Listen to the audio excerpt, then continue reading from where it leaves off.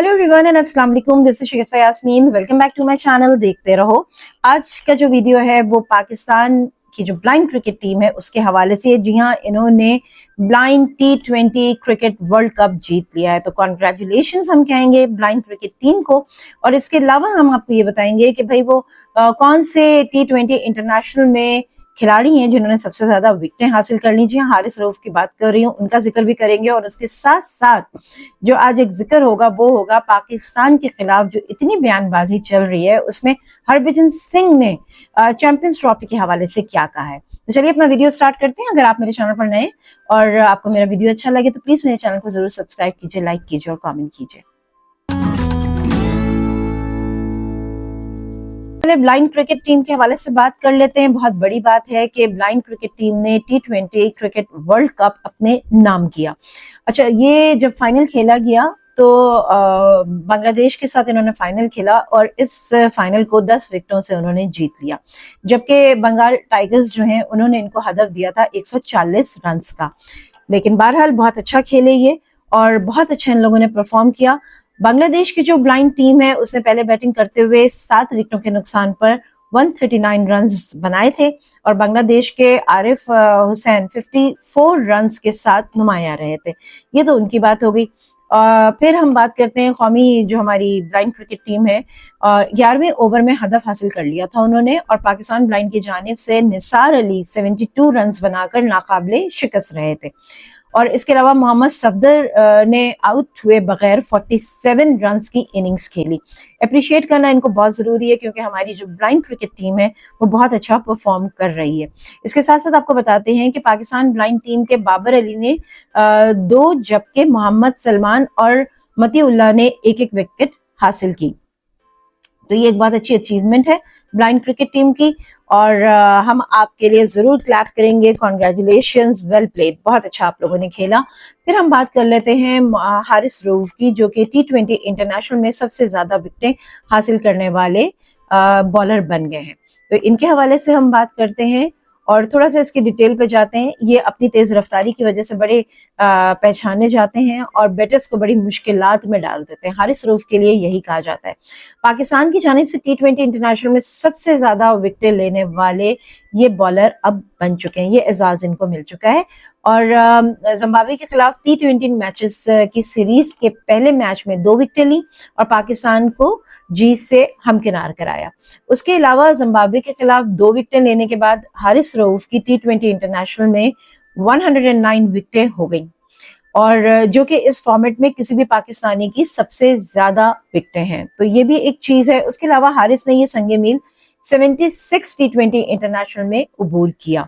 तो ये हारिस रऊफ के हवाले से कुछ खबरें थी जो कि मैंने कहा कि मैं शामिल कर लूं और आपको बता दूं।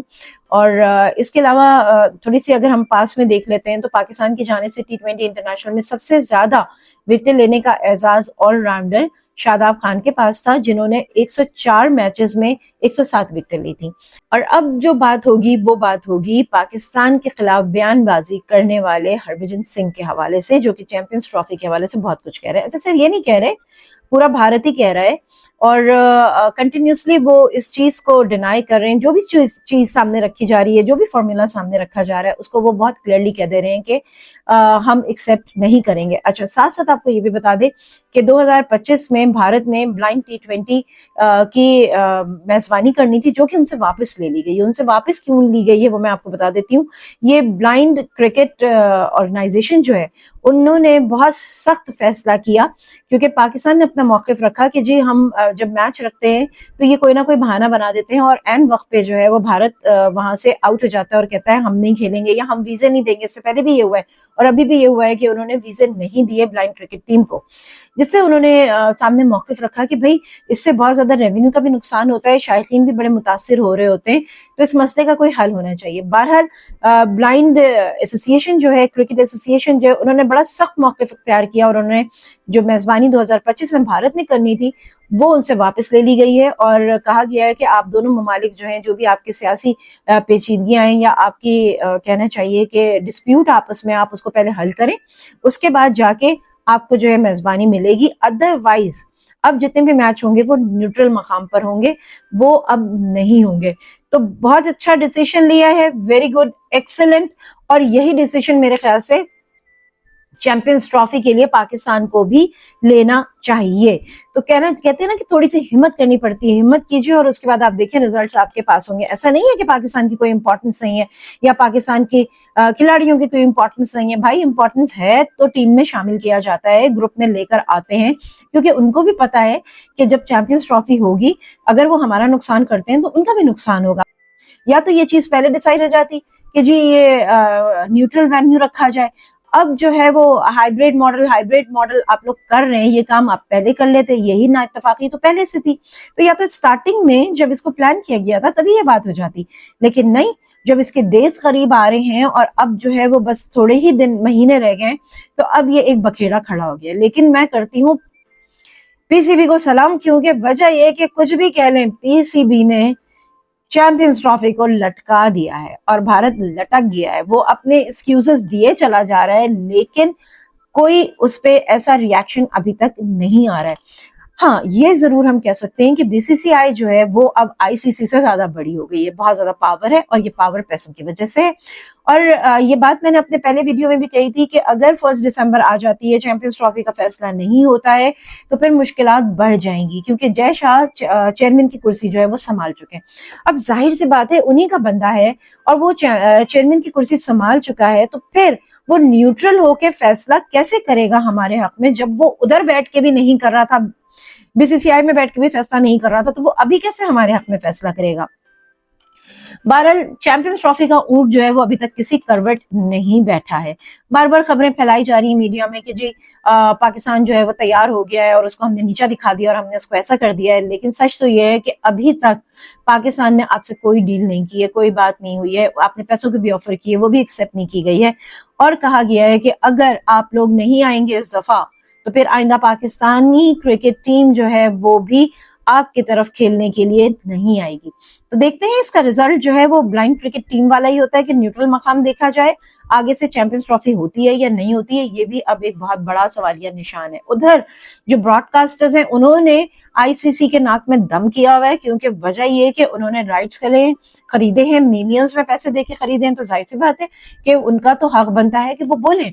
तो वो बोल रहे हैं और वो ये कह रहे हैं कि ना इंडिया के बगैर हम ये जो आपकी बात एक्सेप्ट करेंगे, ना हम पाकिस्तान के बगैर एक्सेप्ट करेंगे। हमने इन दोनों के मैच के लिए ही ये जो राइट्स हैं वो बाय किए थे। अगर नहीं होगा, अगर हमारा नुकसान होगा, तो फिर हम कानूनी चाराजोई करेंगे। तो बहरहाल इस वक्त आईसीसी भी कोई आसान हालात में नहीं, बहुत मुश्किल हालात में, जहां पर हम कहते हैं कि इंडियन सहाफी जो है वो बहुत प्रोपेगेंडा भी कर रहे हैं, उल्टा सीधा भी बोल रहे हैं, लेकिन वहां पे इनके जो हरभजन सिंह है, इनके हवाले से मैं एक बात करना चाहूंगी।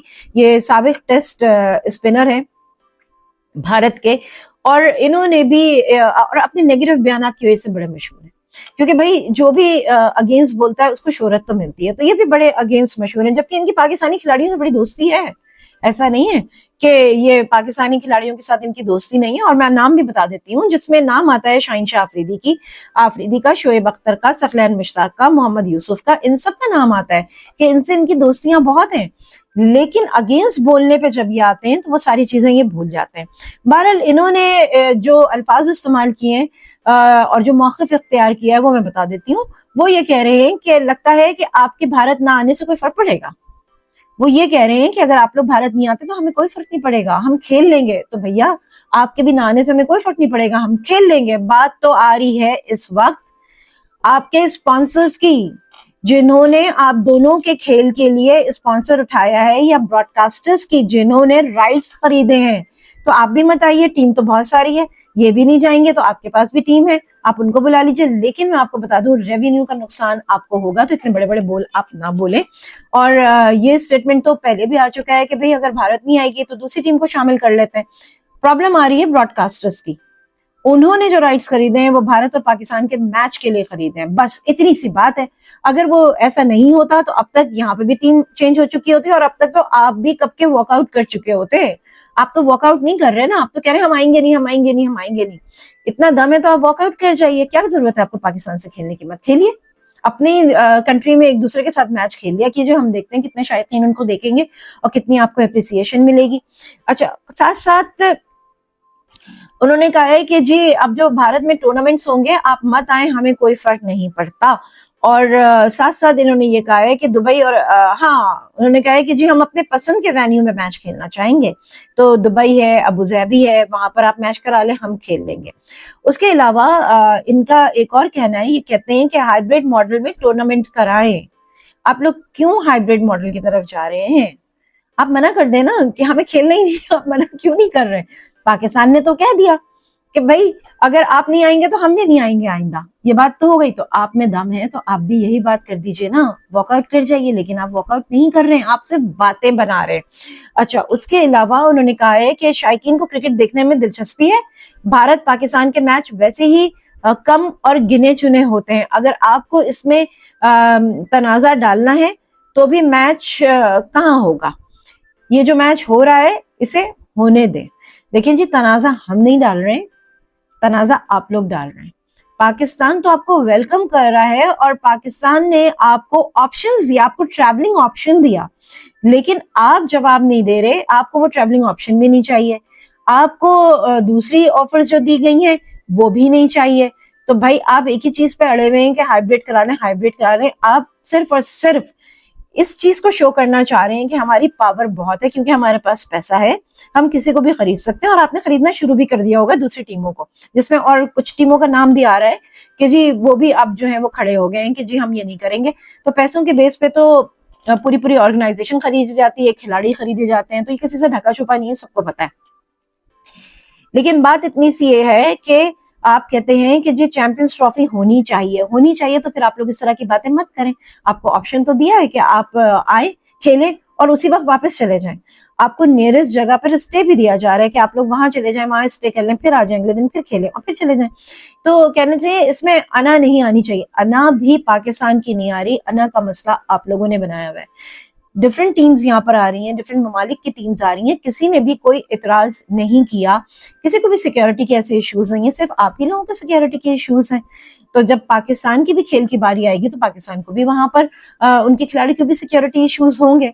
ठीक है ना? आइंदा की चीजें, आगे की चीजें देखिए कि आगे की चीजें जो है वो कैसे होंगी। आप कह रहे नहीं है हाइब्रिड मॉडल पे इनको खेल लेना चाहिए, तो इट मीन्स कि कहीं ना कहीं आप भी फंसे हुए।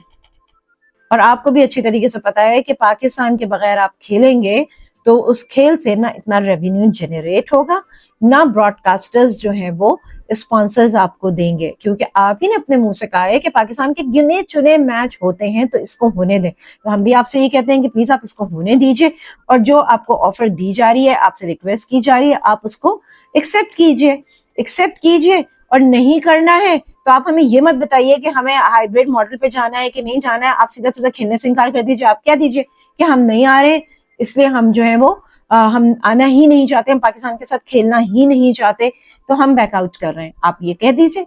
आप ये भी नहीं कह रहे, आप रिटर्न में कुछ लिख के भी नहीं दे रहे, और आप लोगों ने इस मामले को इतना तूल दिया, इतना तूल दिया। और ये बात हम सब जानते थे कि 1 दिसंबर तक भी ये फैसला नहीं होगा, क्योंकि यू पीपल आर वेटिंग कि किसी तरह जय शाह जो है वो सीट पर आए, उसके बाद फिर हम पाकिस्तान पे प्रेशर डालेंगे। बहरहाल पाकिस्तान ने अपनी जगह पर स्टैंड लिया हुआ है। चैंपियंस ट्रॉफी की कोई चीज भी अभी सामने नहीं आई है, कोई भी फैसला नहीं आया है। हाँ, कहा जा रहा है कि हो सकता है कि ये सिरे से ही ना हो, और कहा जा रहा है कि इसमें शायद कुछ फ्लेक्सिबिलिटी आ जाए।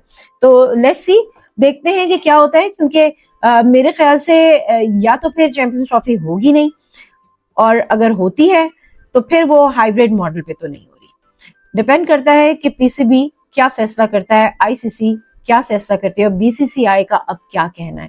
चलिए, हम भी इंतजार कर रहे हैं। अपना आप लोग बहुत ख्याल रखिएगा। आज का वीडियो बस यहीं तक। शेख यास्मीन को दीजिए इजाजत, मैं फिर मिलूंगी एक नए वीडियो के साथ। खुदा हाफिज। और हाँ, अगर आप मेरे चैनल पर नए हैं तो मेरे चैनल को सब्सक्राइब जरूर कीजिएगा। अपना बहुत ख्याल रखिएगा। देखते रहो कि देखना जरूरी है। खुदा हाफिज।